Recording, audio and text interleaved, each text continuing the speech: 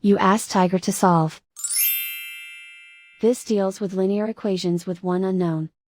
The final result is x equals 1. Let's solve it step by step. Group all constants on the right side of the equation. Add 6 to both sides. Simplify the arithmetic.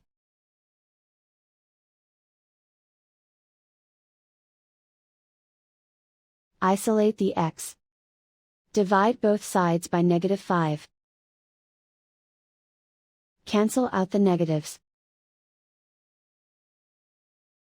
Simplify the fraction. Cancel out the negatives. Simplify the fraction.